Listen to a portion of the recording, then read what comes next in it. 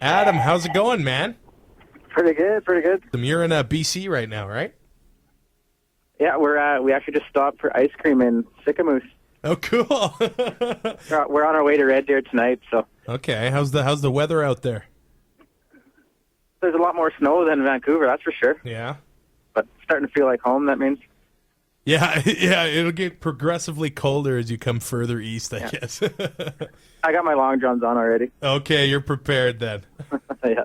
All right, so coming up on Saturday, the big Christmas show, the 9th annual Christmas show for you guys. You bet, yeah. It's 9 years running, and it's always a blast. Great way to end the year, and just say thanks to our Saskatoon, our hometown fans. They're the ones that got it all started for us, so we'll always be coming back. So is this really, what you do to wind down before your Christmas break starts and to say thank you to the fans? How did it all start? Yeah, that's pretty much it. Like, it's pretty much our wind up for the year. Like, big party in Saskatoon, and then we usually take Christmas off with our families, and then it's usually about a week or two break, and then get right back at her. But of course, there's nowhere else we'd rather do it. We're all Saskatchewan boys, so. Would it be fair to say that 2013 was the biggest year in One Bad Son's history? That is more than fair to say, for sure. Just exceeded some of our expectations, for sure, just with some of the singles we had out, and just meeting new fans, and just having a blast touring and hearing our song across the country. So, and of course, we thank you guys in Saskatoon for kind of getting the ball rolling on all of that. So, but it's been an amazing year for sure, yeah, and can't wait for the next year. Yeah, so you'll be 10 years in business next year, right? Yeah, I guess so. Hey, decade. I feel so young, though. Time has definitely flown by for you guys. Yeah. Yeah, it's kind of, the time, it's like, kind of lose track of the days and the months at times, and then all of a sudden it's like, oh, it's been 2 years. But so we signed up for it. We love it. So. Where do you guys go? Like, how do you improve on your 2013? You're just kind of taking it day by day. Right now, I guess we're actually in the process of recording a bunch of demos for the new record. So hopefully, the main goal, I guess, we have the new record out, which will be out next year, to exceed the previous record, which is always a tough thing to do. But we're up for the challenge. The songs are sounding great, so that's our goal, anyways. So when you hear this, One Bad Son became the 9th most played on rock radio in Canada this year. How does that feel? Well, just looking at the list, like, well, you seen who was on there. There's, like, other great Canadian bands like Monster Truck and Sheepdog, but also, like, Alice in Chains and stuff like that. Like, to be in a top 10 with all those bands was, we were actually quite surprised when we got that email. It was quite an honor for us, so it felt pretty good. And I know at the beginning of the year you had been pushing the song Scarecrows pretty hard. And Yep. you kind of ambushed radio stations and started, playing it acoustically. Yeah. Did everything go from there? Is that where it all started?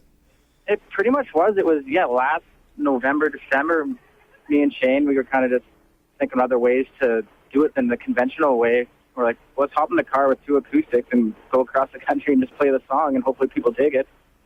And about a week in, we started getting a few ads from radio stations and some good response. And it was kind of cool because we had Kurt and Granny back at home kind of holding down the fort, and they're giving us all the text and email updates. Like, you guys got to go here. They're loving it. And then all of a sudden, by the time we got home for Christmas, I think it was in the top 15 or something like that. And, yeah, that totally got the ball rolling. And it just shows good Saskatchewan hard work pays off, Yeah, do you have that kind of youth on your side? Because you've been doing, pretty, innovative things. You had the iPhone app. And I mean, is it hard for, you'd say, younger artists, or does it take a lot more work in 2013 to maybe break through and get on the radio? I definitely think it's a lot more hard work in every area. Just there's so much competition, especially with social media and stuff like that. So it's kind of like you got to be creative in more ways with just your music. Like, obviously, the first thing is write great songs, but then you almost have to sit down and brainstorm different and unique ways that are going to catch people's ears. And that's what we always do. Like, we always have our meetings and be like, hey, what can we do? Like, let's think what's the next step and something unique maybe. So it's really, I guess, thinking outside the box a bit, and just, it's going to be a lot of work for any band nowadays. And we found that out in the last 10 years. So. And I've really heard this over the past few years that a lot of younger bands now, like when it was in the 80s, all the bands would be, completely drunk on stage. They could barely stand. But now it seems like the bands are taking everything a little bit more seriously and they're putting a little bit more work and they're very professional. Do you find that too? Yeah, for the most part, any successful and good band that we like, definitely like that. Like, you just don't have time for it. You don't have money for it anymore. Like in the 80s, you get 4 20-year-olds and you give them $500,000. Anyone can guess what's going to happen. Yeah. But, yeah, it's definitely, you got to stay away from that. There's time and place to, like, obviously have some drinks after the show and hang out with some fans and stuff. But I think, hopefully... And when you tour across the country with bands, like Buck Cherry and Crash Karma that have been around the block, do you learn things from those guys when you're on the road?